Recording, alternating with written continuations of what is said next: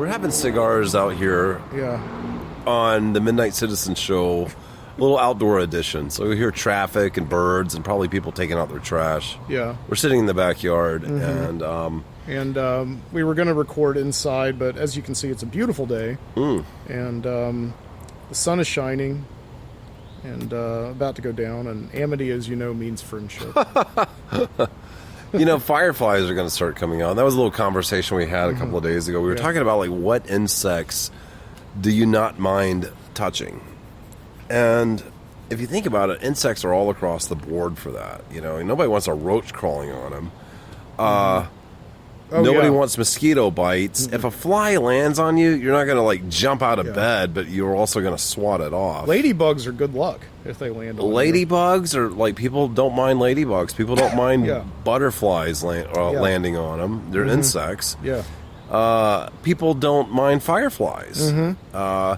People are afraid of bees, but, I know bees can hurt people kind of in a greater proportion than they should.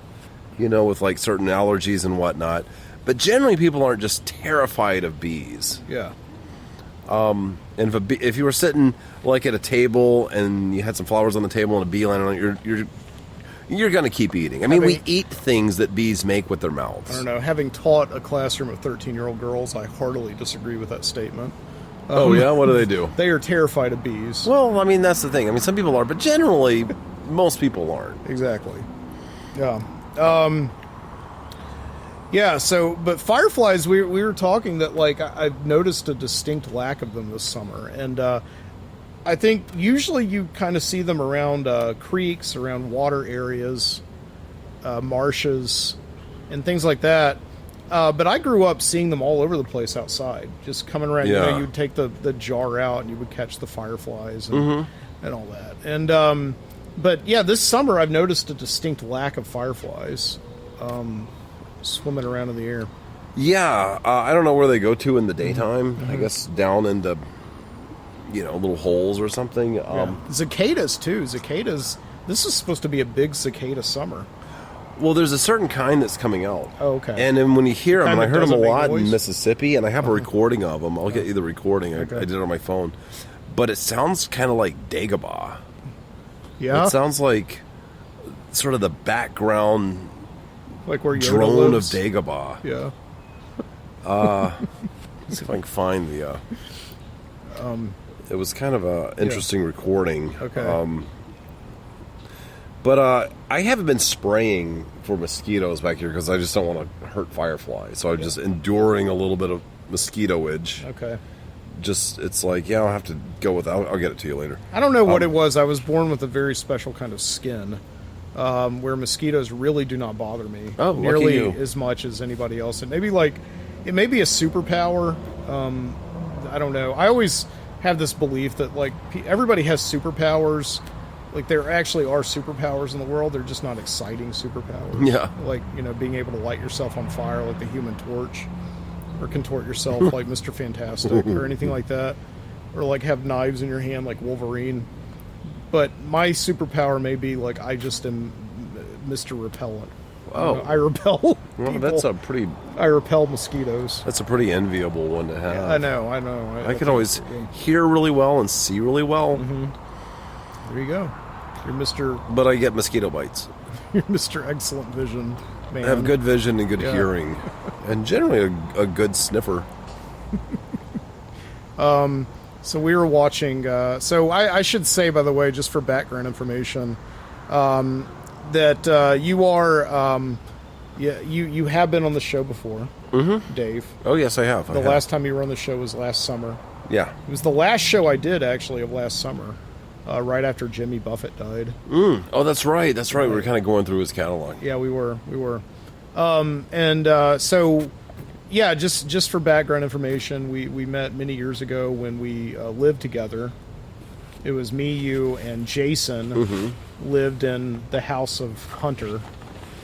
The house of Hunter. Hunter's house. Right, exactly. Hunter's house of wayward children. And we were always saying that poor Hunter was so much older than we were, but he really wasn't, though. He wasn't that much older. No, he wasn't. Kind of was. Well, he was much older than me. You were you're older than me. Yeah, but he was still like 2 or 3 years older than me. He was, yeah. But it was always funny because it just felt like Hunter was kind of constantly taking care of us. Like he was constantly cleaning after us, and telling us, like he told you, he got angry at you one time because he wanted you to put things on shelves. Remember that? He wanted me to do what? Remember when you guys were in the basement and he had that big spaceship in the basement? Yeah. So he was taking up like the whole basement, but he was mad because you had like a few boxes on the floor and he wanted you to put them on shelves. Yeah, he had all kinds of weird things he would be mad at. Like, when we first kind of signed up, we never signed anything. We just kind of moved in as these kind of off the grid kind of. You moved in there after you broke up with your girlfriend, right? Yeah. I just needed a place kind of real quick. Yeah, and I moved in just because I was living with my parents and I didn't want to be doing that anymore. Yeah. So when we moved in, it was real cheap to live there. Like, I think like the total per month was like maybe $230 with everything. Yeah. So it was kind of like pretty inexpensive to live at his house. And you sort of had your room like it was a flop house or something. Yeah. And you had like the common room and the kitchen and all. And there were like 4 of us. So there was a living room with like a TV and several different types of gaming systems, which you didn't play video games, but that was kind of fun for me to be able to come home from work and like sit down and play like Grand Theft Auto and all that. Yeah, it was a good time and it was real inexpensive. And Jeremy and Bree moved out. Jason moved in. Then Mike moved in. So it was kind of back to 4 of us again. Yeah. But then the rent kept creeping up. Yeah. And at first it wasn't that big of a deal. Like in the winter or the summer. It wasn't the rent. It was the utilities. Yeah, but it was different because at the end of every month, remember, you'd get that text from Hunter. And it would always be what the rent was. And you're right, it did go up a little bit over time, but it was the utilities that were totally inconsistent, right? Yeah. Yeah. But just whatever it wasn't, it started turning into like, for 50, 60 more bucks a month, you could start having your own apartment. And without sort of like, being under Hunter's thumb. Yeah. And all the sort of passive-aggressive complaining he'd do if you left dishes out or whatever. And we should say that we are good friends with Hunter. I love Hunter. I love Hunter. It just sort of got a little difficult. But we were also kind of like, okay, well, it's going up more and more and more. But we also started realizing, like, the house isn't split 4 ways evenly. Yeah. Because he did have the entire downstairs. He had the entire downstairs and Hunter, most of the upstairs. Hunter, I should explain, was a filmmaker for years, and he had worked on science fiction movies, and he had like a quarter scale replica of a spaceship called the Matilda. Remember that was down there in the basement? It was kind of taking up like half of the basement. It's like having a camper in the basement that you could go and sit in. And that was like a rite of passage. If you brought a girl over there, you'd take her down there and show her the Matilda. Did you ever do that? Yeah. Rachel and I would sit there and drink wine in Matilda a lot. We got pictures of Siobhan and Alex in it. I remember one day we were drinking down in the Matilda, just sort of sitting there, and then Jeremy came down the stairs with beer. And it was almost like, oh, what? Like he was going to go down there and drink in it too.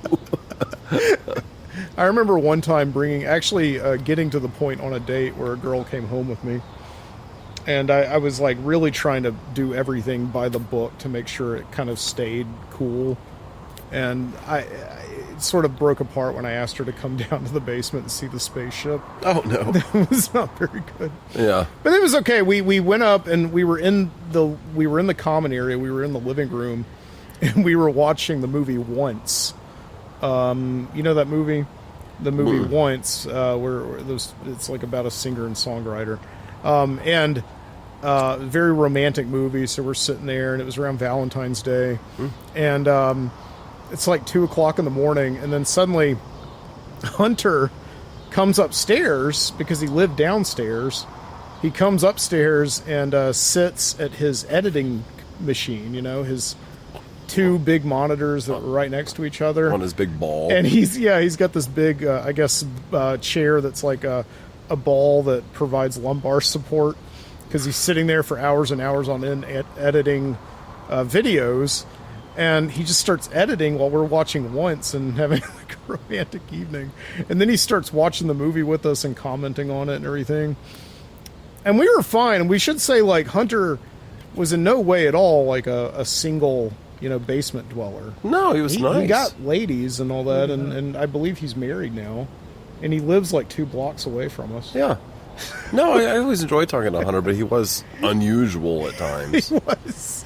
And he would, and yeah, he would always say, like, we would always say, it's like, Hunter, maybe when we're, we've got company over, could you wait and do editing later? And because we're watching TV, and he's like, well, it's not a TV, it's a monitor. Remember that? I wonder what Hunter would say, because I'm feeling really bad right now about saying this, and this is going to be broadcast. Oh my goodness. You can just bleep out his name. Should we? Yeah. We can just call him Shunter. But I don't know. I think he would still know, though. He would. I know, yeah, he would. But it was one of those things, like, after a while, we, it just sort of got kind of expensive. Like, it was fine when it was cheap for what it was, but then it started getting, like, sort of expensive for what it was. Yeah. And I think for various reasons, we all kind of moved out one by one. And if one person moved, everything went up even more. Yeah, it did. It just was not at all controlled. It was not a good situation at all. Yeah, and you'd put up with a lot at $230 a month. Yeah, but at like $450, you're starting to be like, hey, wait a minute. Yeah, we're starting to have rights here. Right. Well, I moved out. I was already planning to move out, and then I ended up meeting Jessica, who I'm now married to. So we moved in together, and that was my reason for moving out.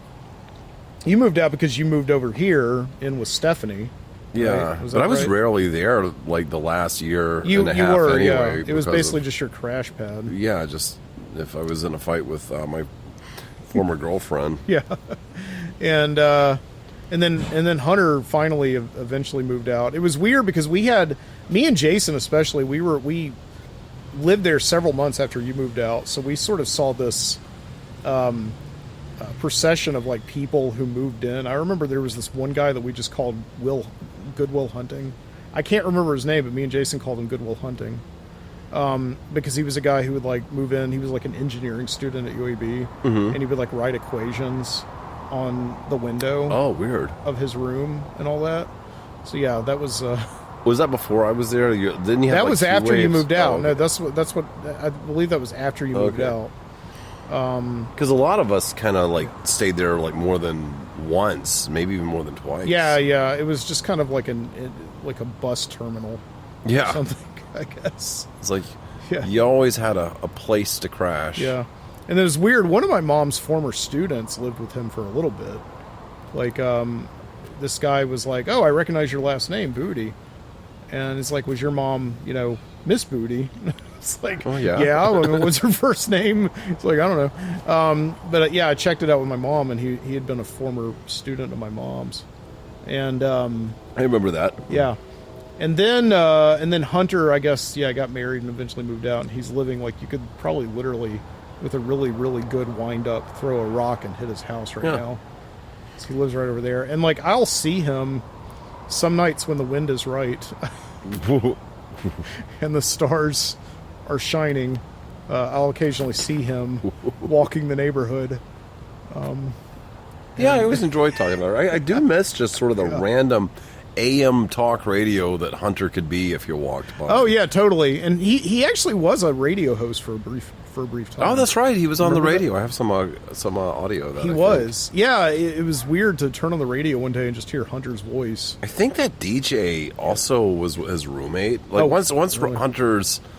Once he kind of exhausted his friends, he kind of had to start, like, just getting randos. Well, we shouldn't say exhausted. Like, Hunter still has all of his friends. It's not like we, again, just like everybody, I always say this, it's like everybody you have in your life has flaws, right? And you just eventually, get to a point where you just start appreciating those people for their flaws more than their strengths sometimes, and I think, like, Hunter didn't exhaust his friends. It was just like, no. He could, like, everybody who moved into his house aged out of it. Okay, well, that's what I'm saying. It would be sad I'm not if they saying were older. Yeah. He had no more friends, but once his friends kind of had places and he ran out of friends needing a a quick place, he had to kind of look elsewhere. I'm still friends with Hunter. Yeah, no. I love Hunter. I will see him occasionally walking my dogs around the neighborhood, and we'll sit and talk and everything. And yeah, it's fine. Hunter was a fun guy. If he's sitting in his chair, he could walk by and just. Yeah. If you had a for real question, it's like, man, we got this thing at work. It's like a Sony thing. It's got some strange memory card. Yeah. And he'll just tell you all about Sony's memory and all the different kind of, protocols it has. Yeah, absolutely. And Hunter also, like, his house was like a museum. I mean, he would have pop culture stuff everywhere and just toys from the 1970s when he grew up. And all that, and he could sit there and talk with interest for hours to you about like the real Ghostbusters or something like that. And it was always a lot of fun. I always thought it was funny when he did get married, and I found out that he his wife had a son, and so Hunter was now suddenly like a father-in-law. And I always wondered what that conversation was between the kid and his mom, being like, my Hunter has more toys than I do, and just what happened. And that kind of brings it up to like an interesting little coda to the story, because I remember you were walking around the neighborhood a while back and you saw a very sad sight in the trash behind Hunter's new house. What did you see? Well, the spaceship that he built, it was for a set, for a film he did, and then he rented it out for this other movie to somebody. They shot a film in his house. They spent a week or something shooting in that set. And so when he moved out of the house and moved into his new house, he brought the set with him and it was in the backyard. And so I would walk my dog around and I'd see it because it was like right there in the alley. Yeah.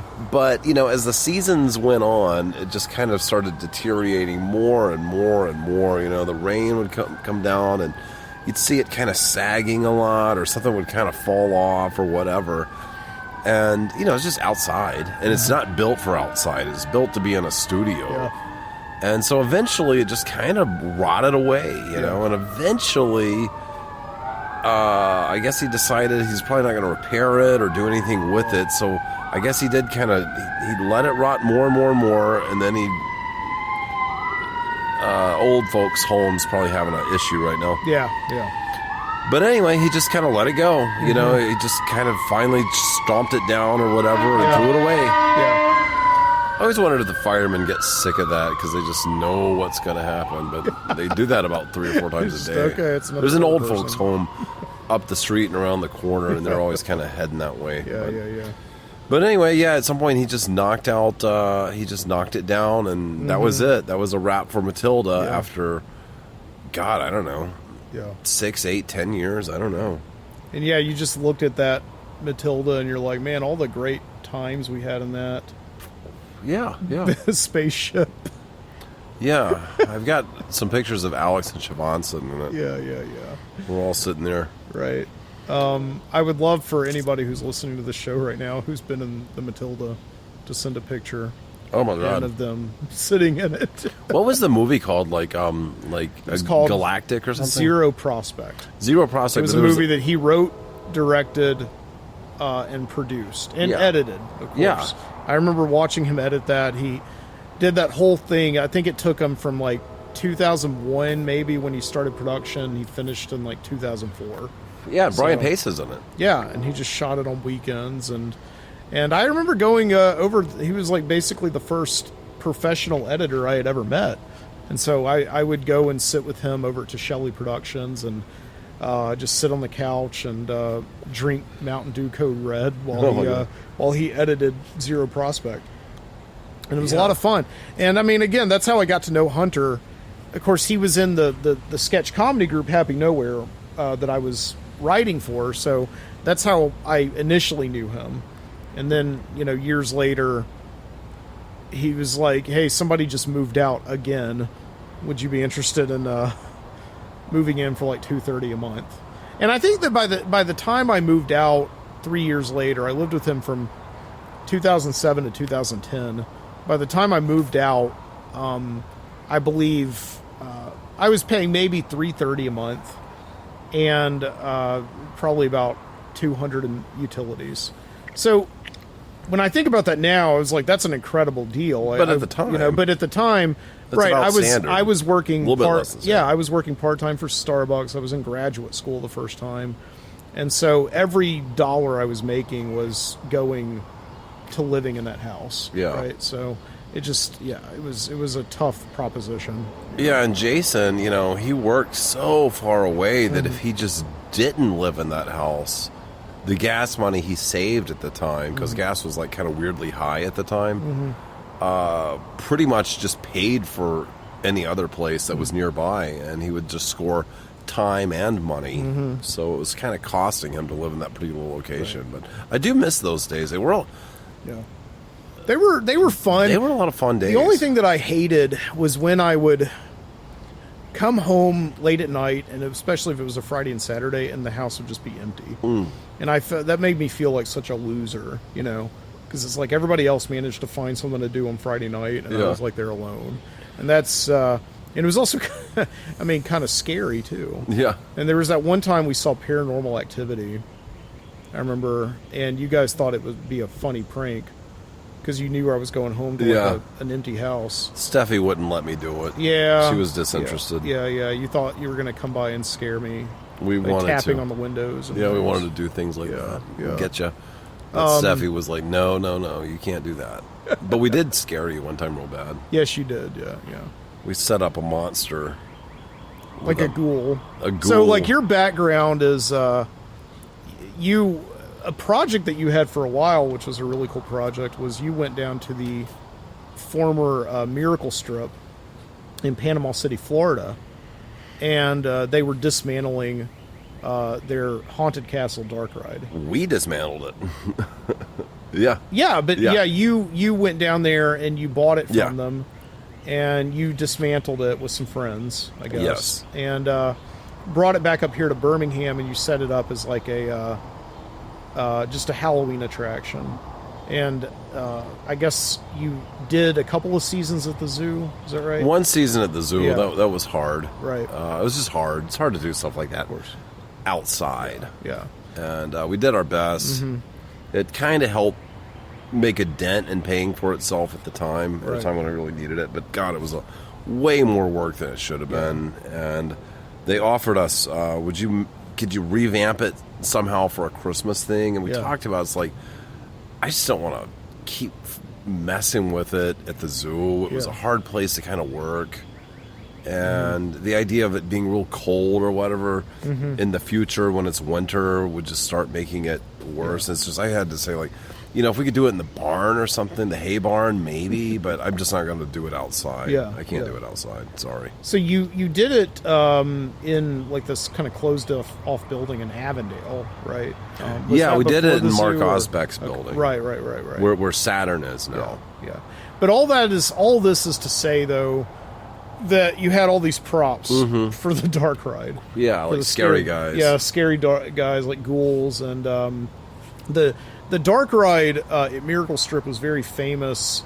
Well, I wouldn't say very famous, but you knew it. It's pretty famous. As having like the... It's pretty well known. Yeah, but it had like these designs by Val Valentine. Yeah, Val Valentine. Who had, drawn for Max Fleischer in like the 30s and 40s.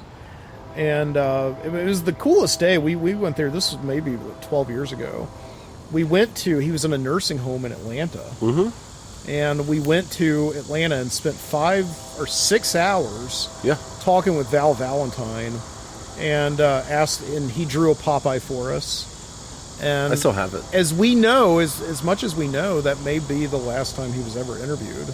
Val Valentine. That's probably the last Popeye ever drawn by an original Fleischer Studios Popeye artist. Right. That might be the last one. Yeah, but I mean, after he did Max Fleischer, he got into, I guess, designing amusement park attractions. And so, the Miracle Strip in Panama City was very famously, the Haunted Castle was very famously his artwork.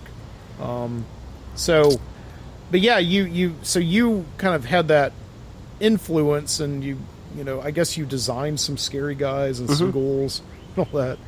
So like one time, this gives me nightmares to think about. One time I had gotten off work at Starbucks. It was like really late at night. It's about 11 o'clock.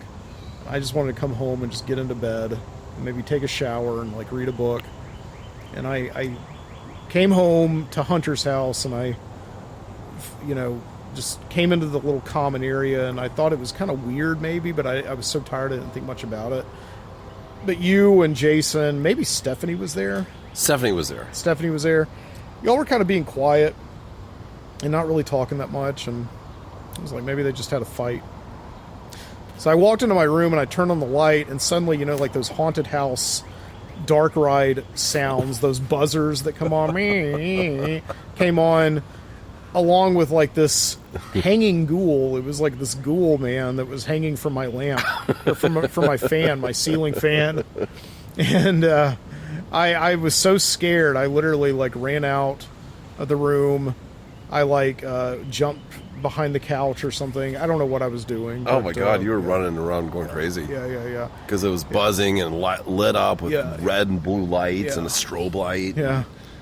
And we were back there just laughing. Yeah. Oh my God. And that was right before we all had phones with cameras. Yeah. Like maybe like months before we could have really easily rolled on it. We didn't know. We thought we'd just go like, oh my God. Yeah. And that would be kind of it. So we just kind of waited. We didn't realize it would be like this wild reaction. But see, now it lives in our memories, and I think that's very special because it's. I was actually just thinking today, like, of all the things that happened to me before I got my first camera on my phone. All of these things I can just all I have is the memories, right? Yeah. And that I like that sometimes. Your a little brain bit is your memory. Right, exactly. And sometimes it's kind of nice because I don't remember what I did actually. I feel like what happened is that I kind of ran out of my room like with both middle fingers extended. Like that was my way of warding off the spirits, is like shooting them the bird. And maybe taking those middle fingers and forming like a cross with them or something. A cross? I don't know. You crashed into the wall, then scrambled down the dark hall through the door, screaming around us, and you hit a table. See, that's your memory. That's Stephanie's, Jason's, and my memory. Well, that would be interesting, because what we need to do is get them to write accounts of it. Oh my God, they would match. Really? Yeah. It's like a murder happened. Yeah. You saw the murderer. Yeah, they would totally match. Okay, well, that's your memory. I think I was pretty cool after that. I think I settled down. You settled down, and then you were actually sort of like pleased because it was sort of around Halloween. Yeah. And you were kind of like, oh, it was like a Halloween scare. Mm-hmm. And you seemed sort of like weirdly appreciative. Yeah, I think so. Because I think like that's always the thing with Halloween and seasons and holidays. As you get older, you always feel like they're passing you by, and you want to do so much stuff to kind of commemorate them and make them feel a little bit different and save it. And I've always heard that like people with kids kind of do a little bit better with this because they get to sort of live those holidays vicariously through their kids. Yeah. But adults don't get that privilege as much. Adults without kids, right? Yeah. So, yeah, basically what it is I think I was probably very happy because I was like, let's face it, I was probably a little depressed at the time, right? Mm-hmm. And probably were. Because I was just working all the time, and every bit of money I was making was going into paying for where I was living, and it was Halloween. I should have been like in the spooky kind of mindset, but I wasn't. So, and I think that you probably gave me that. Cool. That experience. Because you seem kind of like, after you calm down in a few minutes, like 4 or 5 minutes of just like hyperventilating or whatever. Because it was scary looking. Yeah. And once you kind of... did any bit of you feel bad about that you did that at all? No, we were pretty confident that we knew it was kind of a mean trick, but we knew what we were doing. We just agreed with it, and Jason helped me carry some of the stuff up, and so we set it all up, and it totally, like Stephanie was even saying, like, if I hadn't been there, I wouldn't have believed you when you told me what happened, when you told me what he did. But then later, a little bit later that night, like 5 minutes later, you're like, oh man, it's like a little bit of Halloween because it was October. I think it might have been October like 10th or something. I don't know. Yeah. It was enough to where you would associate it with Halloween. Yeah. And so no, it was. We never felt bad about it. We didn't expect the insane reaction at all, and we were, when you were doing that, we were like, shit. Yeah. Did we go too far? Maybe, I don't know. I was very sleep deprived also, so when I think back on the conditions were kind of perfect for like sending me to the emergency room. Oh my god. But I don't know. Anyway. So we were talking about Miracle Strip, and which is a place that you knew about because you always used to go down there with your family. Yeah. And we like to talk about roller coasters a lot, I think. And I was actually wondering about if you knew about this, that Six Flags and Cedar Fair are merging right now. I didn't know about that. Did you not know that? Six Flags have been in some troubles They have, and actually they're talking about a lot of... Cedar Point or Cedar Fair? I think it's... maybe Cedar Point. It's one of the Cedars. I don't know a Cedar Fair, but I do know a Cedar Point. They're based in Ohio, so it is probably Cedar Point. Cedar Point. Okay, sorry. So they just announced that they're merging with Six Flags, and several Six Flags are on like the chopping block.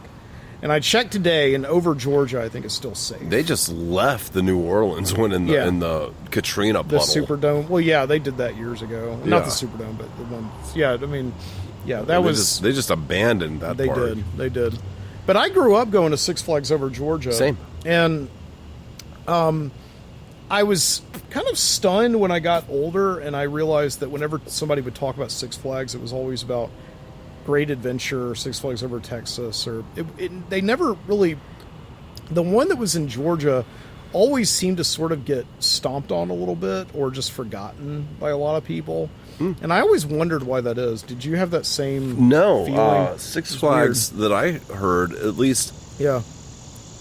Because it was that Six Flags Over Georgia was the second one in America after Texas. It was like Texas opened in like 1968, and then I think Georgia opened up like a year after that or something. Yeah, it was like 67 or 68. Yeah. It started in the 60s, and fantastic amusement park. It was called Six Flags because they sort of acknowledged or sort of had the park represent the Six Flags that flew over Georgia just throughout its history. You know, so there was some theming going on with that. There was the French flag, so they had a French section. The British flag, this is all colonial stuff. The Confederate flag. Yeah, they had the Confederate flag. And they had the Georgia section, which is that true? Is that just the Confederate section? I think so. And let's see, French, English. I think it's French, English, Spanish, USA, of course, and that's kind of the... And then maybe it is a Georgia flag. Maybe that is separate. Probably a Georgia flag, and then, of course, the Confederate flag. And they had the, sort of the old-timey cowboyish town or, Confederate section, and just little nods to, like, sort of like they had a mine train that was called the Dahlonega mine train. First roller coaster I ever rode. Yeah, and it was designed by Aero Corporation, people that also did the first tubular steel coaster, which we know what that one is, the Matterhorn at Disneyland. Yeah. And real smooth ride. It used to be more interesting. Now it's kind of weird because it's real low to the ground and slow at times, but with no scenery. So you're just kind of like, what are we doing? I don't know. But it's a cool roller coaster. When is the first time you ever rode that one? I might have been like the mine train. 7 or 8. See, that was around the first time I rode it too, and the reason I love the mine train is it was an opening day attraction, I believe, for Six Flags. It opened on the first day that Six Flags was open. My parents always talked about how it was the first roller coaster they ever rode together because they went there on like one of their first dates. Yeah, back in the early 70s, and it was also my big sister's favorite roller coaster because she wouldn't ride the other scarier ones, and I sort of thought that was a challenge. Yeah, so it suddenly gave me a way to actually rise up to sort of challenge somebody older than me. But I just loved the mine train so much because it was not really a scary coaster, although it did have a scary part at the end where they actually do drop you into that deep mine shaft, and you kind of come out, and you do get that kind of stomach in your throat feeling. And it was a great kind of training course, I suppose, for like the bigger, scarier roller coasters, right? And this was, this was the mine train kind of coaster, so you don't really go up a huge hill and drop around and go up and down. You sort of go up a lot of, kind of medium, small hills, and then you start sort of spinning around and corkscrewing and whatnot. And you'll go through little buildings or things like that, little sort of mine-looking buildings. And the one in Texas is way more elaborate, and you actually sort of go through like little scenes and scenarios. You'll kind of go through little campsites and stuff like that, where you've got guys hanging up their laundry or whatever. You'll go through like a gambler's dance hall at the last end, then you go down into like a tunnel that goes under a lake, and then you pop back up and you disembark. But there's still Six Flags Over Texas. Last time I was there, which was a little while back, still kind of felt like 70s, 80s Six Flags. It was really themed. They still had an engine that ran on steam. They still had the cowboy gunfights in the streets, where the actors come out. And I wonder if they still do that, because they were doing that in Georgia. They used to do it in Georgia, and then they just quit. When I got into college, a lot of the people that I talked to in the UAB theater department would go and work for Six Flags. Now they have their just own for real gunfights there. They don't need fake cowboys. I feel like that's kind of the way it is in Atlanta as well. I just feel like Six Flags as a brand, and we can go back to talking to the days when it was really cool, but Six Flags as a brand seems to have really devalued itself quite a bit by just making it essentially a daycare center where as a parent you get season tickets for your kids, then you just drop them off there, or they take the MARTA there and they just spend the day, and there's like no adult supervision or anything. Every day you're there. So you sort of start having some sort of a psychological ownership of the place because you're so familiar with it, right? Because it's not a special thing, it's just where you go. So you feel like it's like it's yours in a way, kind of the way that we sort of felt Homewood Pool was ours in the summer. We'd go there every day, and it's just like kid ownership of something, which makes it kind of miserable for the adults who are there sometimes. Suddenly it's like they're babysitters or whatever. The last time I was at Six Flags Over Georgia was with you and Jessica back in 2012. Do you remember that? It was my birthday, and we all took the day off of our respective jobs, and we went to Six Flags, and it was a lot of fun. But you're right, there was something about it that was like a little depressing, not just because it was kind of the end of the season, it was like end of summer, but it was also just felt like you kind of don't belong there anymore. Like, this is a place for kids, and you're like an adult and all that. And I just got that feeling again, like that holiday feeling we were feeling, like, where it's like if you don't have a kid, you just feel like you don't really have a reason to celebrate the holiday or something like that. It felt a little weird being there the last time. Like, I remember we did all that stuff that I did as a kid. Like, we went to the Monster Plantation, and that was a lot of fun, and we rode all the roller coasters, but there was something like that just felt very anticlimactic to me. Like, this is like so much so that I haven't been back since. I mean, that was 12 years ago that I last went, it was, part of it is like they'd scaled back on a lot of things. They'd bought a lot of rides. They scaled back a lot on the theming that they used to have, and people's attitudes are different now. Nobody's really gonna go to Six Flags to appreciate that kind of, context. Even if it's just in the background, it was still kind of cool. Like for the English section, they would have like the old-timey cars called the Hanson cars. Oh, yeah, I love those things. Yeah, because my mom always let me drive them. And, just sort of things like that. And those were still there, but... they'd kind of gotten got rid one of the a lot oldest of the carousels in America still, I think there, so. Right? I think so. Yeah. Cool carousel. Yeah, they've got like an 1860s era carousel or something. Yeah, something like that. Yeah. And, but, by that point, and even in the 90s, they'd kind of bought these sort of kit rides that are on a very limited footprint that sort of do one thing. And even in the 80s, they started doing that with the thing called the free fall, where it's just an effect. You go up, you go out to the tracks, and it just drops you down. Like, it's just not exclusive to Six Flags. It's like a ride you could find at any traveling carnival in the world. Yeah, and it's kind of neat and a little cumbersome. Real quick. It's just an effect. It's not an adventure. It doesn't take you anywhere. It just does this thing. And they started getting a lot of rides that did that. Like, they got splash waterfalls. They used to have such great log rides that really went through the woods and kind of somewhat scenic, and had some parts of it that were like really kind of visually incredible.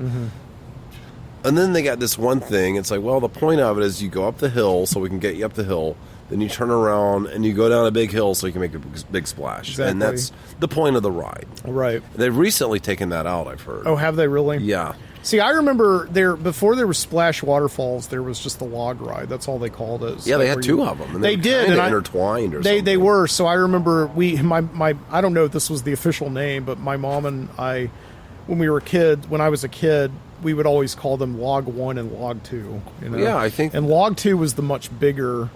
Yeah, there was something. Where it would actually take you down a lazy river, kind of. Yeah, you just sort of go down a log ride because that's what they are, and then you'd sort of go up some hills, and it would get you up, and you'd sort of bump around and go through the woods, and then you'd go up the big hill, and for a while there was a guy with an axe at the top. Oh yeah. And when I was a little kid, I thought he was trying to chop your head off. I remember like hiding in the front. He was a lumberjack. Yeah, he was like a lumberjack, but he had a big axe up there, and then he went through a big log on the way down. Like the drop hill was basically a big fake fiberglass tree trunk thing that you went through that I always thought was cool. Yeah, yeah. But then they took that off. They just started taking away the things that made the rides cool. Right. And then replacing them with these sort of like, kind of one and done, one trick pony kind of rides. Because if you look at like the Mind Bender, they call it like the Joker or the Riddler or something now. I think it's the Riddler now. Yeah. Because they didn't have to do much retheming. Yeah, because it was already called the Mind Bender, which is kind of what the Riddler is. So yeah. They changed that whole area around 1991 after the first Batman movie came out. They rethemed that entire section, Gotham City. Because it's sort of a pirate section for a while. It was, because, they had the pirate ship there. But that was, I know that was probably past your time, but that was a big deal to me because I was a big Batman fan. Of course. And the thing that they did that was really cool there, that was around the time they started, having the idea of stunt spectaculars. Yeah. Where there was, like, this actual notion... Like, kids take note of, like, people used to be really interested in how they did special effects for movies. They don't care anymore because everything's on a computer. Yeah. Right? So, but, like, they put up two major things. They put up the Batman ride, which I believe is in 93, maybe. Yeah. Which to this day, is one of my most hated roller coasters of all time. And I think the main reason I hate it is because I should love it. Because it's Batman, and I like Batman.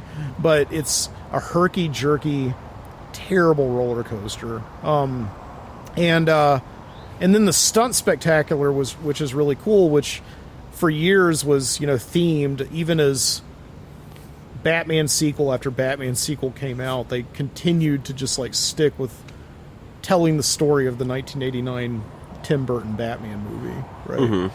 With the remodel of a reproduction of like the Batmobile from 1989. Oh, I think I remember that. And they would get somebody, quote unquote, out of the audience to play Vicky Vale, Batman's love interest. But I think she was really a stunt woman, Oh, they would just pick the same person over. They and over would, and over. yeah. But yeah, like over time, they completely rethemed that entire section to match Batman. So yeah, they changed the Mindbender to the Riddler ride, and then I think the Swings section or the Swings ride is there also. And that was always a big tradition with my family and I. The Swings were always the last ride we would do whenever we left the park. It was like our way of saying bye, Six Flags, as we kind of swung around. I think they rethemed that maybe to like Catwoman or something like that. I can't remember, but yeah. I remember the Six Flags swings. I remember thinking like, I like swings. I like the the sort of the big round thing that lifts you up and starts spinning you around. You're on swings, and it sort of maybe tilts to give it some dynamics. But also, like, the swings at Miracle Strip are so much more magic. Oh, why is that? They were just bigger. There was music. You were by the sea. Oh, yeah, you could just see everybody in the traffic. They put that one. It was a big dramatic looking ride, so they put it right kind of by the road. Yeah, and it was just.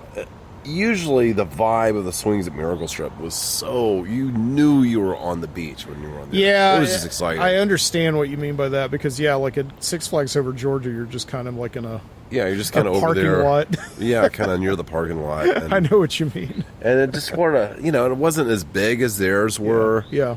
And they were fine. It was just like it's hard to like do something really awesome and then kind of do the fairground version later and be enamored by it. Well, no, and I totally get that, and I don't have any of those memories because like we never went to Panama City. Like we were not a beach vacation kind of family. The last couple of years of high school, we actually did, like when I was in high school, we did take a couple of trips down to like Orange Beach, but that was it. But the thing that I always remember the most of Six Flags was, again, it was like a big event to go there. Yeah. Between the years of when I was about maybe 5 and, let's say, 12 years old. Yeah, or 15 or something. Yeah, maybe even a little bit older. But it was just like, like I remember for several years my parents got us season tickets. And they're like, we're going to go to Six Flags one day, out of each month of the summer. Oh, wow. So June, July, and August. Holy it's cow, like pick a day and we'll go there. 3 trips to Six Flags in the summer, man. Yeah, and I mean it was unlike anything else. It really was, because you really did feel like, because we never could we went to Disney World twice, don't get me wrong, but like we just grew up really feeling like, Six Flags was the best part because Disney was so inaccessible. And Six Flags just did so much theming to make it feel like a special experience. Like, I was never a big Disney cartoon fan, but I loved Looney Tunes. And so when you went to, like, Six Flags in the early 90s, it's like it was all Looney Tunes. Yeah, they had the Looney Tunes property. And then the lines, they'd have TVs with, like, Looney Tunes cartoons. I know, and I remember that. And, like, when I was thinking about, like, standing in line, for instance, the Mine Train, you could watch 2-3 Looney Tunes cartoons. Yeah. And like Bugs Bunny and all that. And, it felt like very Americana. You're standing in line at a big American amusement park watching great American cartoons of the 50s and 60s. And and you're in the great American summer. And it felt so special then. And I'm not even looking back on it with nostalgia now. I'm literally just saying, like, that's what it was like. And it was great. And I remember when they started taking away the Looney Tunes properties, like it's just not theming it to that anymore.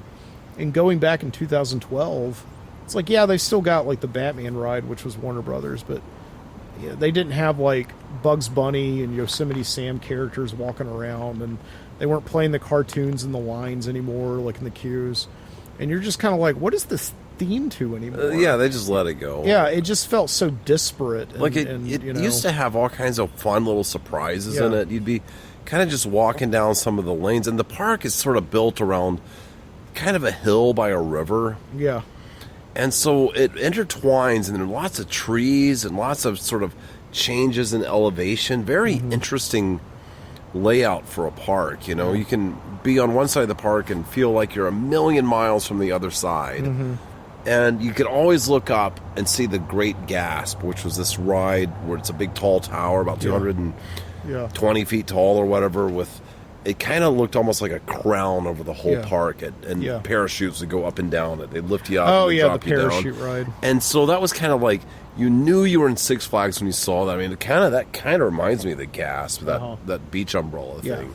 When you're about to go up, and Yeah, when you were approaching it from the interstate, it was always really special when you saw those parachutes. Yeah, They took it out to put in that new roller coaster. But the new roller coaster is cool, but, like, did you really have to take out the gas to do that? Yeah, it's one of those, like, iconic rides, like the mine train that you're surprised they would it's take like, off. that's what you saw Even though it's like, Six Flags. It's not, like, proprietary or anything like the mine train or not even the mine train, but like the Monster Plantation, which is, like, that's the prototype of the ride. That's the only place you can ride it.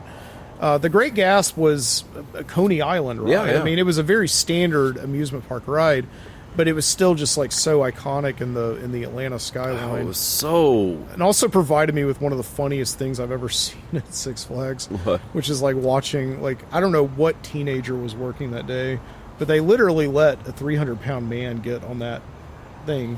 Okay. I was standing there watching. I remember it very well. I was maybe 15 years old. And just this man was sitting on there, and they were trying to, like, lift him up, and they couldn't do it. What? And you kept on seeing these teenagers walking over to the controls and just being like, I don't know what's going on. Call Mr. Henderson in here. And it's like, Mr. Henderson, the manager, can't help you. The guy's 300 pounds. Our facilities are not equipped to meet your needs. Exactly. And it was watching, like, Homer Simpson and his moo-moo. Feeling discriminated, and I felt bad for the guy. Come up to two of them and go. I felt bad for the guy because he was accruing quite an audience. Oh my God. And this goes up real slow, and everybody's just up and down, up and down. Exactly. Things squeaking and smoking and sparking. Yeah. And they're like, "Don't drop him down." Mm-hmm. I don't know if we have the brakes for this. But you were talking about, like, how you always knew you were at Six Flags because of the Great Gasp. The way I always knew I was at Six Flags was because it was raining. Oh my God! No, like, we had great days. Every single day that I went there, it would rain at some point. Oh my That's God. just what it does in the South. It just, like, you get these flashes of rain in the afternoon. And my friend and Benji and I would always just try to at least do something fun. Like, we would, because when it would, like, I remember one time there was this real torrential downpour, and we would, like, basically stand up at the top of this section, like the midway section where there are all the games and everything. And we would just, like, run down through the rain and then kind of, like, just fall down and just kind of fly through it, which probably was very unsafe because it was concrete, but we still had a lot of fun doing that. Man, they'd shut down rides. Yeah. It's like suddenly it's like, well, there's nothing really. I mean, Yeah. the Monster Plantation rides indoors with the lines backed up. Yeah. Yeah, the Monster Plantation was the one ride that everybody went to when it rained. And I do want to talk about that, because the Monster Plantation, to me, was, like we were saying earlier with, like, the mine train, I was terrified of horror movies when I was a younger kid. I was really scared of anything that would make me scared. Mm-hmm. And the Monster Plantation was one of those rides that kind of trained me to sort of, like, be okay with that. Well, Six Flags would trick you. Oh, yeah? Yeah, they would, like, have a lot of rides where it's like, come on in, it's fine, look how fun it is. And once you're kind of locked into your boat or whatever, it's like, don't go that way. And of course, your boat's going to go that way. And then suddenly it was scary. Yeah. And it's like, I wasn't given a choice. I didn't want to go that way. And so it would scare you and then spit you out like nothing was wrong. Yeah. That sheriff monster would always be like, don't go in the marsh. Yeah. Yeah. And so you started not trusting Six Flags if you were a little kid. I was fine with it. I mean, It scared me. I think at the end of the day, I knew it was a ride. I mean, I guarantee you the first time I went through there when I was maybe 2 years old, I was terrified of it. Because that thing was built, I believe, the year I was born. And there's here's what it was. It was turned into the Monster Plantation the year you were born. Oh, you're right. It was actually called Tales from the Okefenokee, and it was more like Burr Bear and Burr Rabbit and Burr Fox, and it was like sort of their kind of. And Sid and Marty Krofft were hired to kind of redesign it, and they made everything kind of more like their shows, just bizarre and weird. Yeah. I didn't know that they were hired to redesign it, because I know that the people who were responsible for the Monster Plantation was like Gary Goddard. Yeah. Well, they were hired to design it in the '60s, and the Crofts, and they're the ones that did stuff like Sigmund and the Sea Monster, and puffing stuff. All those, kind of chroma key shows that you'd see back in the 70s and whatnot. Strange, crazy worlds. Yeah. And I never could get into the shows. They were just too weird. Yeah. But they had a huge presence in the park. And then they decided, hey, in the 70s, we've got our show going. Let's make our own amusement park called the World of Sid and Marty Krofft. Right. And they built this place out in sort of the ghetto of Atlanta. And it kind of, they were saying, like, hey, you can go there rain or shine because it's always indoors. Because, Six Flags, you'd often get rained out. But the problem was they built this huge elevator. It's still there because it's where the CNN building is or was. Oh, is that right? And so you'd ride this elevator like where up. the World of Coke is and all that stuff. Yeah, it's over in that part. And it just wasn't in a great part of town. And they put a lot of money into it, but they built a lot of things that would always break down because nobody really... And I'd never been there, but I have seen a lot of pictures. Yeah. And they'd have interesting things. Like one ride that I'm most interested in is this weird thing where you sit in a big ball like you're a pinball, and you go through a big pinball course, and you kind of bounce around. That sounds amazing. It's wild looking, and it's so freaky. It looks like... You know how bizarre you feel when you watch The Wiz and you just see those strange sets they use? It had that kind of vibe to it. But you would go up this elevator and you would just basically ride rides back down to the ground floor, and they'd spit you back out. You couldn't go where you wanted. You had a very specific kind of path that you went until you were done with it. And it just didn't do well. That's surprising. And I guess maybe it was just ahead of its time or something. Kind of, but it was just a little too limited. Yeah, Atlanta just became kind of a big, world headquarters around that time, I suppose. Which is one of the reasons they got the Olympics in 1996. Yeah, well, they built the international airport. We wouldn't do it. That's true. Birmingham wouldn't do it. They did it. And for better or for worse, they turned into Atlanta. So maybe, Isn't that sad when you think about that? Like, Birmingham had so many opportunities to just be this bustling metropolis like Atlanta, like St. Louis, and it just kept on declining every offer. In a way, maybe it's kind of a good thing. Maybe so. I don't think they did it on purpose. But I'd much rather be Birmingham than Atlanta. I guess you're right. Yeah, I guess you're right. And even the things that are being put money into are not really near Atlanta anymore. Like they're building like Trillion Studios, but that's still like 20, 30 miles south of Atlanta. I mean, you can sort of say it's Atlanta adjacent or whatever, but you're not really anywhere near Atlanta when you're there. I guess so. It's like when you say something's in Houston, you're really talking about like 30 miles south anywhere. of Houston. Yeah, exactly. Yeah, that's absolutely true. Like, because Atlanta is like just, there's the city center, but everything is just sprawled outside of it. Yeah. It's sort of what Blade Runner said LA would be. Right. And, but I mean, isn't it crazy though that Atlanta has kind of become like the new film capital of the United States? Oh no, it's a huge film place. I mean, how many film places do we have? Like Los Angeles, Atlanta, kind of New York, but New York Toronto sort of and does its thing. Wilmington, North Carolina has something of a film industry. Maybe Chicago, had a big film industry. Dallas has a 80s. film industry.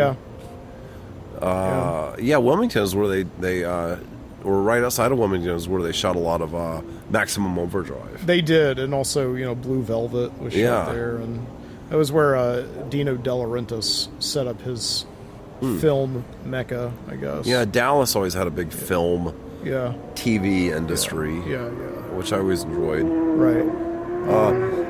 But oh wait, we're getting something historic here. The street races. Oh, That's what we have in Birmingham. Is they cracked down. It's been a lot less than it used to be. Gosh, that just sounds like one dude. I mean, for a while, everybody's like spinning around and around and around. It's so terrible for like hours on end, and you're like, where do people get the money for tires and gas for that? I don't know. Are they stolen cars? I think they finance it. I don't know, but either that or there's probably like a lot of. But I don't know. It's like all these people who saw the Fast and the Furious or whatever, and they think that they're, Vin Diesel, I guess. Yeah. Right. Yeah, but Atlanta, Six Flags, you could sort of tell when they started kind of not caring, they had, they used to have like flowers. You could sort of tell, in my opinion, the quality of a theme park. I mean, number one, by the rides and sort of how much fun you'd have. But you could kind of you felt good when there was like a lot of gardening and flowers and, landscaping and whatnot. That just sort of helped keep it magic. And Six Flags was so much fun. They would have all these interesting things like you'd just sort of be walking down the lines and you'd look over and you'd see like a fake Confederate guy pointing a rifle at you or whatever out in the woods, just sort of like a fake guy. And or there'd be like a guy with like laying on the ground and maybe a little natural area with a moonshine jug next to him where he's just passed out. So that they were like just things, clichéing the South. Well, just sort of fun things. Nobody gave a shit. No, I know what you mean. Just sort of fun little asides. Like there was a train ride around the park like a lot of parks have.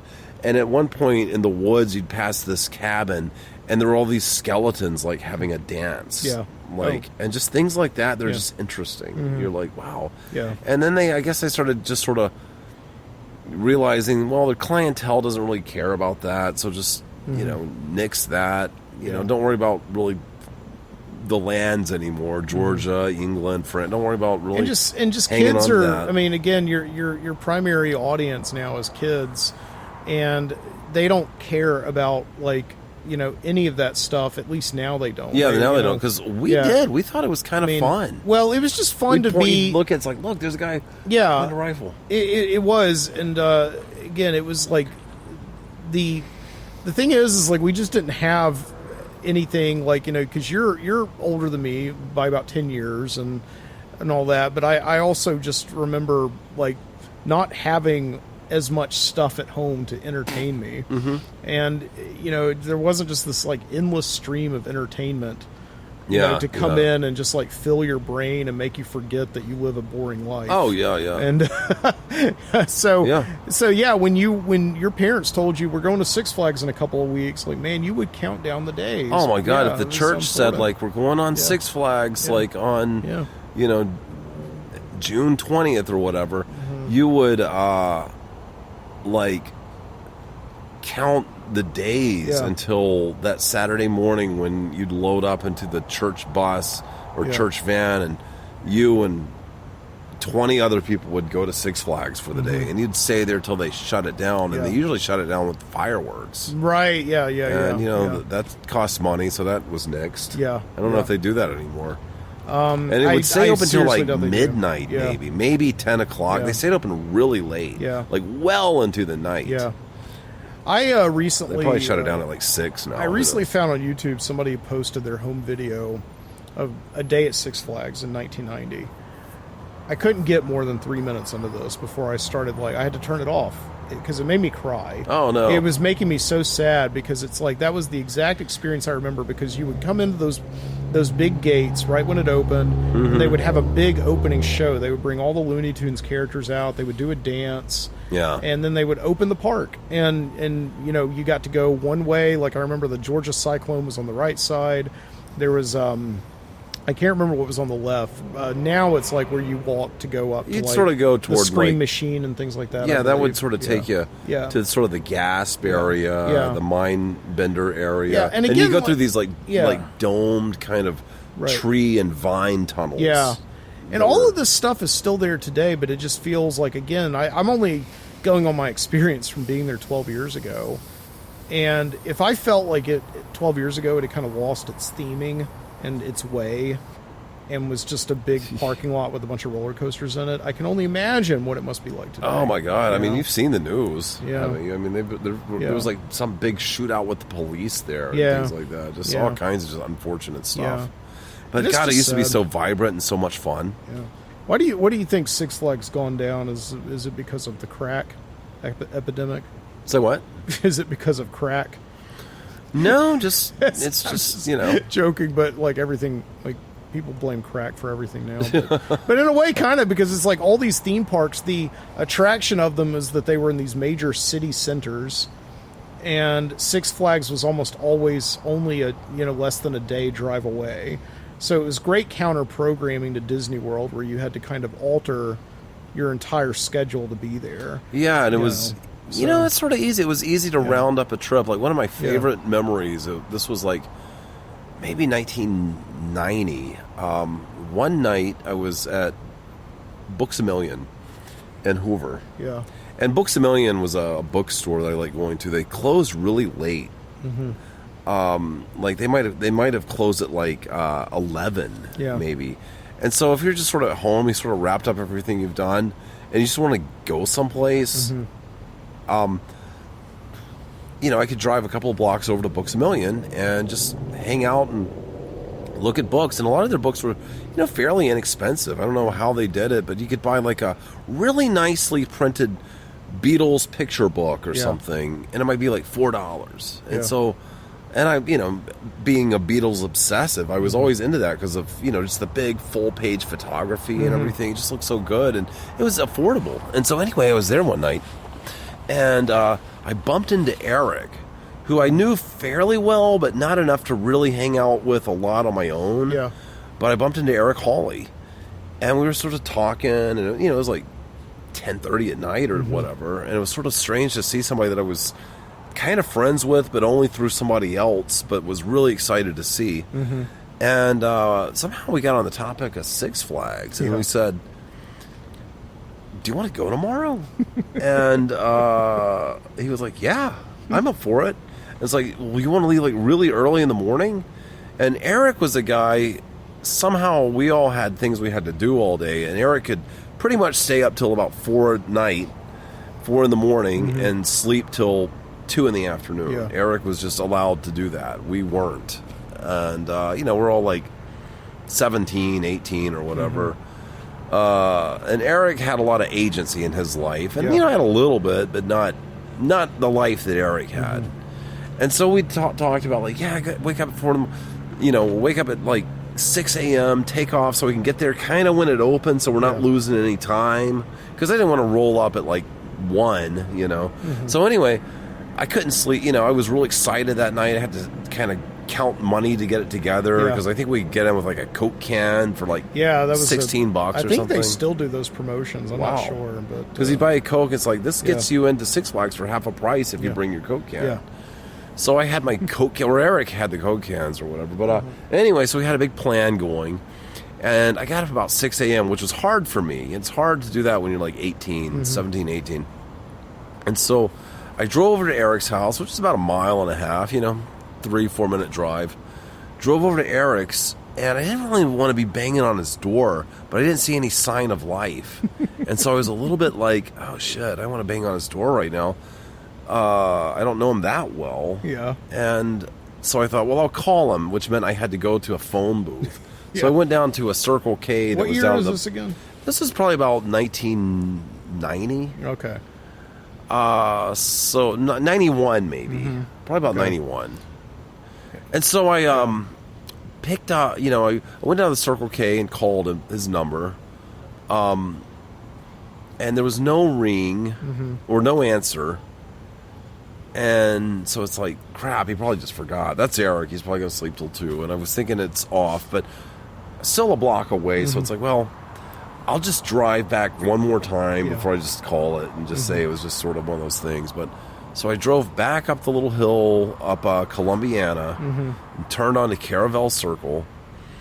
And I was driving along, and I saw the back tailgate of Eric's Jeep open. Yeah. And I was like, oh. And so I was kind of driving, looking, and then I saw him carrying an ice chest, putting it in his Jeep. And it's like, oh my God, it is on. He was like Han Solo, coming back to blow up the Death Star. Oh my God. It's like he thought it was all off and all hope was lost. I did. I thought he was like, he's long forgotten about that. And so we, so I was like, parked the car, ran up, and he's like, hey man, I'm almost ready. And he was like packing drinks and lunches, and Eric knows how to travel. Oh yeah, totally. And I wouldn't have had like the money or just even the kind of the knowledge of doing that. But Eric was like doing this thing completely first class. Yeah. And so we got in his Jeep, and I'm glad he was driving. and you put on Beatles, because he was the one that had like a CD player in his car. Oh, wow. And that was kind of a big deal then, because that might have been like a $700 car radio at the time. Yeah, that's a big deal, yeah. So I mean, that was about the year that they started putting those in everything, or they came standard. CD players didn't. I mean, I don't think CD players were standard in cars until maybe 93 or 94. It was kind of a big deal to see a CD player in a car. Yeah. Especially for one that like something like a 18-year-old has. And so before we know it, we're flying down I-20, watching kind of the sun still low. We're making time and we get to the gates and we go in, and suddenly it's like Eric and I are standing in Six Flags. And Eric is so fun to travel with because he's generally up for anything. And so we just start riding rides all day long. We took a break and went to Burger King to eat, to have lunch. They stamp your hands when you look. You had a little hand stamp. And we had lunch. I have a picture of us sitting there. Oh, at man. Burger. I put the camera on a table and put the timer on it and took a picture of us. Oh, you get that picture? I want to see it. Yeah, I'll show it to you. I saw it recently. Yeah, send it to me. And so we went back and pretty much shut the place down. Oh, my God. Just doing, we pretty much hit every ride. And he was just so much fun to be with. And then on the way home, we're still kind of a little just still buzzed from the whole thing. And almost like, oh my God, I can't believe we did that. And it kind of sucks driving home from Six Flags because it is a long drive. It's a long drive, especially after you've been out in the sun and the heat all day. And you sort of realize how tired you're dehydrated. You were. Yeah. That's why my family always usually broke it up, because we would get out of there about 10 o'clock at night, but there would always be like a Pizza Hut open in, outside of Atlanta on the way home. So, we would stop there and so we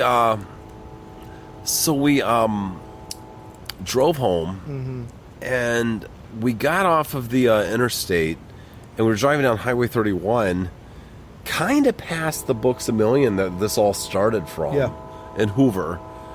And we were driving to his house, and we noticed Chris Carter's car was driving, and he was driving home from work at the grocery store, at like Food World or something. Or he was driving home from something, and we saw him and waved and blew the horn. He was like, "Oh, what?" And he was surprised to see us. And so we kind of followed him to his house because he lived really close to Eric. Yeah. And so we got to Chris's house to talk to him for a little while, because when you're, that age, you just do everything. It's crazy how much stuff you can do in a day. Yeah, I know. But Chris parked, and we pulled in behind him, and it's night, and he's like, "Hey, what are you doing?" He was tired from his. I was like, "We've been at Six Flags." And he's like, "You were at Six Flags?" You could just hear he was so disappointed. He was. I mean, he'd been just stocking shelves all day, at Food World. Chris, we need more tomato sauce stocked. You need to get on it. So, obviously, you said, well, next time we go, we'll invite you. Oh yeah, it's. But you didn't say that. Well, I mean, we just kept talking about all the things we've done, and he was probably contemplating his life, thinking, "Oh God, what was I doing all day? I was clean up on aisle 3." Oh man! And he was which was kind of funny to Eric and me, because we were just having a blast all day. And we probably just went inside to Chris's house for a little while and listened to Pink Floyd. Isn't that so funny? It's like you think when you're a kid, you're just like, "Oh man, when I'm an adult, I could just go to Six Flags whenever I want." And you kind of did. You did. You did. No, I mean the first interstate trip I ever took, just without my family, was to Six Flags. I mean, it was in high school during the summer. I got my friends together and we just drove to Six Flags for the day, and that was the first time, I was ever, I ever drove that far before. I think so, and you just, and when in 2007, I remember being on a road trip with Josh, and we were working for that company where we had to drive all over the country, to go into these exhibitions, these trade shows. Yeah. And we were in Atlanta for one, and we had an extra day where we didn't have to do anything. It's like, "You want to go to Six Flags?" Like, "Yeah, sure." Oh my God. And So it was just something that was so big in my life for so many years, and I haven't really even thought twice about it until this week when I read that news. I think Six Flags Over Georgia is going to stay open. It's probably will in some capacity. Yeah, somebody did a list of like the parks that are definitely on the chopping blocks, the parks that are definitely not on the chopping block, and the parks that are kind of between. And Six Flags Over Georgia was between. You know, there was one other weird way I went to Six Flags. Because you usually go with your family, you'd go on a church group or something. Maybe you'd go with your friends. But one time, our studio had an office in Atlanta, and often I would take the cameras back to PC&E or and then take the film over to get processed, and then just crash at the office loft in Atlanta. And so one day George Allison went with me on that just to go because, you get food money and it was just fun. It was just kind of and then in the morning I'd just drive around and hit the bookstores and music shops in Atlanta for a while. And they had CDs way cheaper than Birmingham did because Birmingham had a whole racket. I don't know if you ever heard about the class action lawsuit over price fixing for CDs back in the day, but no, I didn't. But that's something that Birmingham has a long history of. I mean, it goes all the way back to steel. It used to be where if you bought steel out of Birmingham, it would be fixed where you'd have to pay more for it than if you got it out of like Pittsburgh or something like that. But I didn't know that there was price fixing in the CD trade. Yeah, there was because Birmingham prices for CDs in the early 90s would still be like $18, which is ridiculous. $18, $19. If it was a double album, it might be like $28, $31, $19, $90. Yeah. And then you'd go to Atlanta or go to Pennsylvania and go to like Mike's Music and Movies, and CDs might be like $8. Oh, wow. And you're like, whoa, what is this crazy stuff? So I'd tend to just save and save up CD buying for Atlanta. But anyway, George and I were going there, and you go down I-20 to Atlanta and you pass Six Flags, and we're sort of looking at it, looking at the roller coasters and whatnot. And so, the next day, we did all our stuff. The next day we were driving. It's kind of late in the day. It might have been about 4 o'clock when we were driving back by. And it's like, hey, let's just go in there and see if we can just watch the Mindbender cycle a couple of times. Yeah. We'll just, And so we parked the car. They weren't charging for parking. It was so late in the day. And we noticed they were building some kind of go-kart track over kind of near where the Scream Machine was. And so it's like, let's go look at that. Yeah, that was the bumper carts. Is that what it was? Yeah, that's where the bumper cars were. So we walked over there to look at it, and we just noticed it was sort of a construction zone that just went right into the park. Yeah. And so George and I were like, you stole it. I wonder if we can just walk into the park. And so we just walked over the go-kart track, and suddenly we're like blending in with the crowd, like, holy cow, we're in Six Flags. And we're just kind of looking at each other. We're like, whoa. And so we pretty much just went over to the Scream Machine, got on it, and we're going up the lift hill. You go around, and we're just sitting there. It's like, I can't believe we're on a roller coaster. This is so unplanned. It is. It's almost like you kind of walked through a portal into another world. It's like, of all the fanfare and everything that Six Flags usually commanded to finally get into Six Flags, it's like, suddenly we're just in it, already on the Scream Machine before we even know it, and we're going on rides. And we went on about 3 rides before the park was being shut down for something. They were shutting the park down early, and so they said, everybody has to leave. And so we're like, okay. So we kind of were walking out thinking like, how did that happen? Yeah. We just got free Six Flags. What do you think of the Scream Machine? Okay, I don't. I think it looks cool. Yeah, the Scream Machine's always interesting to me because it's at one point in America it was designed to be a very nostalgic kind of roller coaster, like an old like Coney Island or Kennywood type roller coaster, but they had done it in such a way where not only was it a flash from the past, but it was also at one point. It was built and constructed in 1973. It was the highest and fastest roller coaster in America for a very, very brief time. And I didn't know that. And it's all a wooden roller coaster, and it was all bicentennially looking because, in '73 they were it was already looking toward the bicentennial, so it was very America, red, white, and blue. Even now it might still have that same kind of red, white, and blue color, and it's in the USA land part. But and it looked great because it's all out over. Most of it's over like a big lake, so it's just kind of this roller coaster on a lake, right? And it's pretty impressive looking, because it is huge. I mean, it's not anything like the ones today, but it is huge, and even being out on the lake makes it.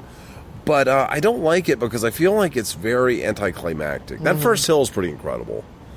But I get what you mean, because it is like, there is that lift hill, and then it's just you kind of go on gravity for the rest of the time. Well, that's what most of them do. But what happens is you go down that first hill, and it's great, and then you go up, and then you just kind of slow down. Yeah. And you're going slow. You make a turn. You make a sort of a 90-degree right-hand turn real slow, and then you start kind of going up and down more roller coaster hills.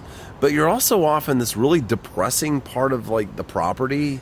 You're just way out in just the back of the park where they just that's where they dump things. The storage, the Woodstock area. Yeah, it's like, hey, there's, and you're just out in this just middle of nowhere for a while, and you're going up and down. It turns around and kind of loops back, and it feels like it's over way too quick. They do have this one thing they call it, in roller coaster terminology, a head chopper, where it looks like at the last second your face is going to hit that's like on a shed. The Georgia Cyclone. Yeah. That's why I was always terrified of riding that ride, because I swear I was standing in line for the Georgia Cyclone, which is again one of their very old wooden roller coasters.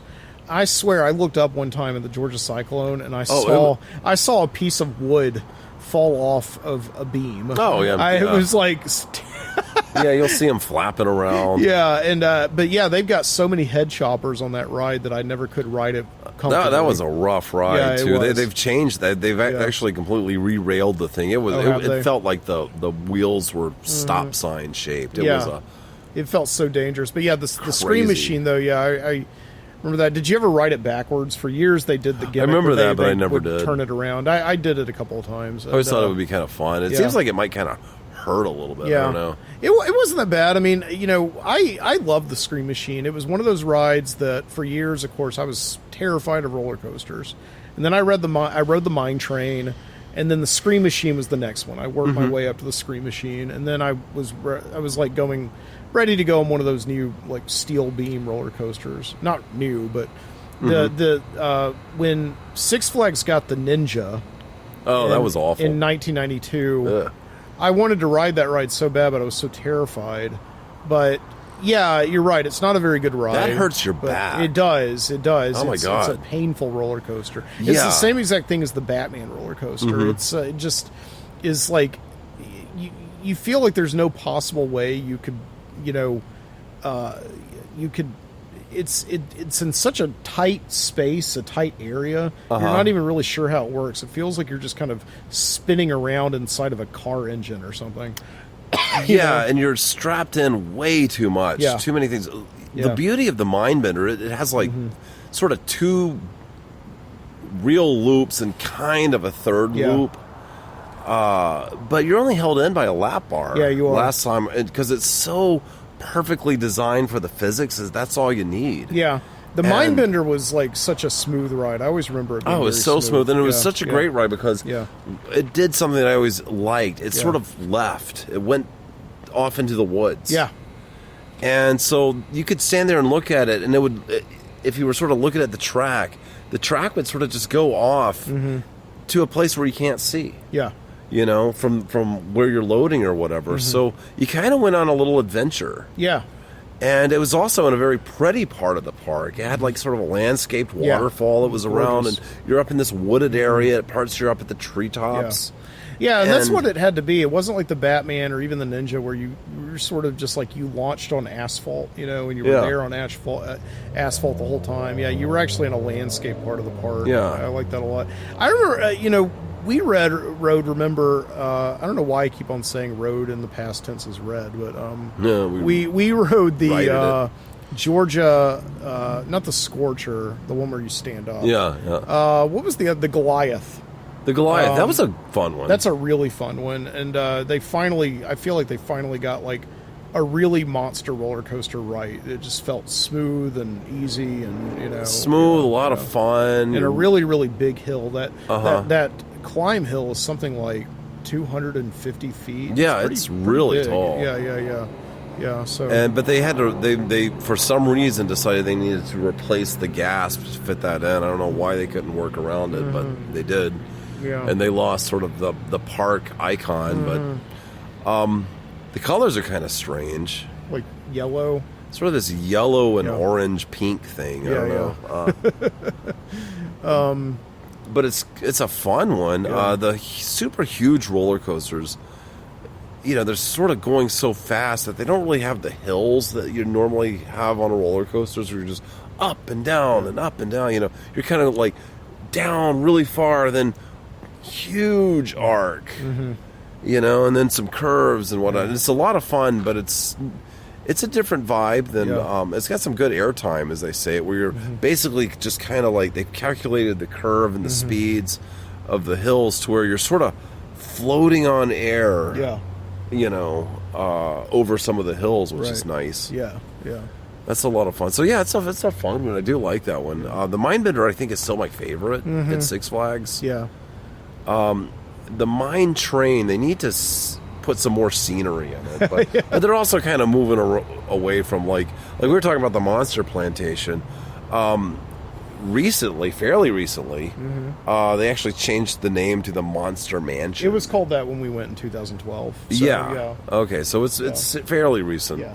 Which but if you think about it, isn't Monster Plantation like really appropriate?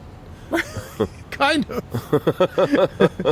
Yeah, no, I understand that, because again, keeping with the theming of Georgia, Georgia's famous for like Gone with the Wind and its plantations, but it also I guess conjures up slavery. But who would own plantations? Some monstrous person.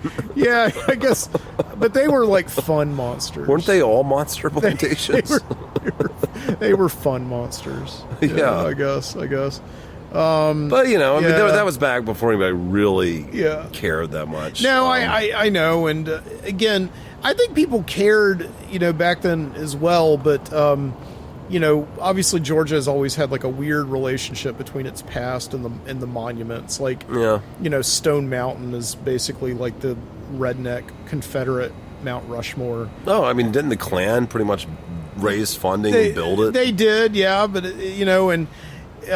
but it's, I don't know. I mean, it's like, fine, change it to Monster Mansion. We can I don't care. I just think it's kind of interesting because. But it is funny that it kind of like precipitated the, Splash Mountain down in Disney World. How they kind of finally decided to retheme it, because Splash Mountain was based on, the Uncle Remus tales. Oh, it was based on Song of the South, which I was the same always thing as Okefenokee Swamp, wasn't it? Same tales. That comes from the same. But for Chandler Harris, for a long time, they would have like Br'er Bear and Br'er Rabbit walking around the park, and then getting their pictures with kids. And I remember on a Disney Facebook group that I'm on, just kind of posting a picture of a kid with Br'er Fox that was probably taken in 2010 or something. I don't know. And I kind of posited the question, like, do these kids ever say, like, who is this?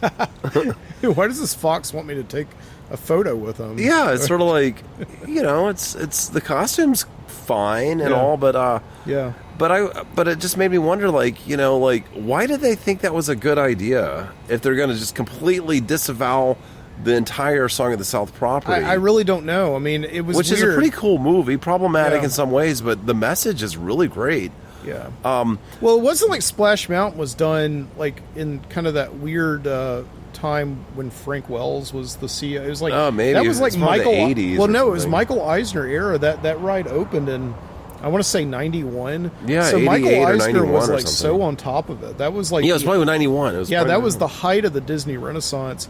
But I think like Michael Eisner's whole strategy was to pay way more attention to what was going on in the movies, and with the Disney Channel. And now, as opposed to now, where everything that Disney does is motivated by the theme parks. Like, everything that they do is... It's not like the movies are following the theme parks. That's exactly right. It's like, they make, the Marvel movies and the Star Wars movies and the TV shows, and it's all designed to get people to go to the parks. Yeah. And it's backfiring on them because, they just closed down that Star Wars hotel that you have to be like, you have to be like a millionaire to stay at the Star Wars hotel for a night. $6,000 a weekend or something. And I think they realized right there, it's like, whoa, maybe we overestimated Star Wars a little bit. Oh, yeah. Right. Well, but all that about Splash Mountain is like, you pick this property that you're totally hiding, you're totally threw it away, locked up forever kind of a thing. Mm-hmm. When you could have not done much different at all and made a better ride if you'd picked The Rescuers. Yeah. But great theming, swampy. It's true. The Rescuers, though, was just kind of like, I saw it when I was a kid, but it was a flop for Disney. So I think that they just didn't have much. But at the same time, though, the weird thing is in 1989, right before Splash Mountain opened, they released a new Rescuers movie, The Rescuers Down Under, which became a big hit. Yeah. So they had that property there. And yeah, it is, you're right. It's one of those weird things that we may never know why they decided to spend millions of dollars building a ride themed around a property that they were soon to disavow entirely. It just is. Well, I mean, they weren't soon to disavow it. They totally had disavowed They it. already done that? Yeah, but like I mean, 10 it's weird, years before was probably the last time they ever showed it in the theater. But I still remember, though, growing up on the Disney Channel, watching... They would routinely show clips from that movie. You'd see some of the songs, like Zippity Doodah was like a main theme for... And that's what James Baskett sang as Uncle Remus. Right. And... but it's just kind of interesting that they just pick such a hot, property when they could have just said, dude, make it The Rescuers. You can still have a swamp. Mm-hmm. You'd have Evinrude kind of buzzing you along. You could go through the old steamboat. Yeah. And, Madame Medusa or whatever her name was would be chasing you with Harold Hecuba or whatever his name was. And just still have like a really cool atmospheric swampy thing that gives you all kinds of like, kind of motivation to have the big drop and everything. Right. Instead of this thing that nobody really knows about. Yeah. And anyway, that's just always sort of like, was interesting to me. I never went on Splash Mountain, can I tell you that? Never went on it. I mean, it's stuff waving at you. I know, and it's like I was there. I went to Disney World twice when I was a kid. Once in '89 when it wasn't there, and then once in '94 when it was there, and I just didn't want to ride it. I didn't like. I didn't like rides that the whole purpose of it was just to drop you. Oh well, there's a little more to it than that. Yeah, they could have made it more curvy. It's got too much sort of dead air, in my opinion. Too much like. Well, somehow we've got to get you up to the top. And you just sort of go down these long, straight things where they sort of hide the parking lot from you with big walls, big rock walls. And so, throw a curve in there, Don't let us see the beginning. Yeah. So it just sort of seems like they could have put a little bit more thought. I mean, it looks great from the street and all, but it's just a strange ride that I just wonder, like, what were they thinking? Yeah. And now they've changed it to the one about New Orleans. I always want to say Tijuana's Revenge or something, but... Tijuana's Revenge. What's it called? It's The Princess and the Frog. The Princess and the Frog. Which has some significance, and I don't fault them for doing this because kids love that movie. It's historically significant because I think it's Disney's last hand-drawn animated movie. Oh, is that it? Okay. I think it is. I think Treasure Planet was that for a while, and then they decided to do another one, and I think that was Princess and the Frog. And so, like, it's I've never seen the movie, but it's I haven't either. It's a big deal because like she's the African American princess, so she's like representation and all that, and the kids seem to love all the characters from that. So, and it seems like it kind of fits the vibe of a boat ride, a log ride, essentially. Yeah. The kind of a New Orleans swampy bayou kind of a thing. But, they didn't have that at the time, but they had The Rescuers, which is another swampy, sort of scary I know. It's just movie. What the funniest thing to me is that, Splash Mountain became a very political hot potato for a while. Well, that's what I'm saying. Yeah. Yeah, because like, oh yeah, I think like Ron DeSantis, the governor down there in Florida, got like onto Disney World to basically brand it as a historical landmark. They wanted it so that they didn't tamper with it and all that. Yeah. And that just didn't happen. Because it's like historical landmark. The thing's been here for 30 years. Oh my god! It's like you might as well brand like every Walmart in America a historical landmark in that case. Yeah, I mean, it is a big cultural thing, but you can't just not do anything. You can't just make a theme park just stay the same forever. Exactly. But at the end of the day, like Disney World, it's run by a private corporation. Yeah. And they do whatever they do to make money. That's all that. It's like, they have these things these days where people are like, oh, Disney has an agenda. Well, yeah, but their chief agenda is to make money. Mm-hmm. And if they think that there's value in representation, then that's what they're going to do. Yeah. If they think that there's monetary value in all that, then that's what they're going to do. Yeah. And, so there's nothing wrong with that. If it doesn't work out, they're going to do something else. Mm-hmm. if like one day, like just their entire, all their entire customer base turned to clan members, I don't know what they would do, but they would probably turn it back to Splash Mountain. Yeah. Can't wait to see the fireworks show they plan around that. It'd be an oversimplification, but I don't know. Anyway, well, let's maybe go ahead and end it here. It's funny because I've never had a podcast that deals in any niches, but I think tonight I could definitely say this is like a theme park niche. We're like falling into those YouTubers who, talk about old amusement park attractions and go really, really deep dives into those things. So I can actually, put it on the theme park Reddit forum and all that. Oh, that'll be fun. That'll be nice. Anyway, that'll be fun. I don't know. Any last words? Oh man, I wouldn't mind going to Six Flags again, although I will never go in the summer again. If I ever go again, it'll be in October. Let's go there. Let's make a podcast out of it. Okay. We'll go there and let's go early October. Yeah, definitely. Like late September, early October. Let's do your birthday again. Oh, okay. Yeah, that's September 19th. Yeah, let's plan around.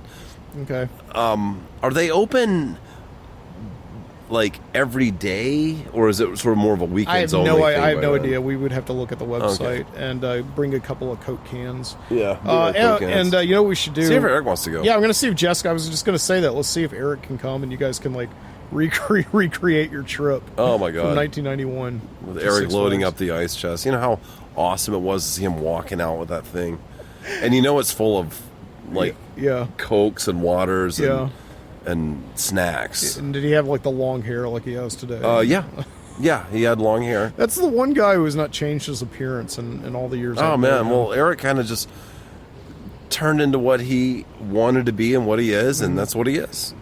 Yeah, that's right. And he has a very mysterious job. I still don't know what he does. But and it's very un-Eric, and I don't really know what he does, but I know it's about computers. Just computers. All right. All right, man. Well, I'm going to be in the studio again next week, and thanks for joining me here on the Midnight Citizen Show. Yeah, it's night now. Yeah, I know. In the backyard. Yeah, you can kind of hear some of the night sounds, and hear the traffic, and the street races. But yeah, we're in the what I like to think of at night as a little private park where we're sitting around the illuminated trees, and I haven't seen any fireflies yet, but we have been seeing them, so I don't know. Maybe it'll pop out later. All right, man. All right. Thank you so much. Absolutely. Have a good night. We do a little sign off on the show. Oh, let the race car man go by. We say, keep your eyes open. Don't laugh. And keep your eyes open. Keep your eyes open, huh? Chewy.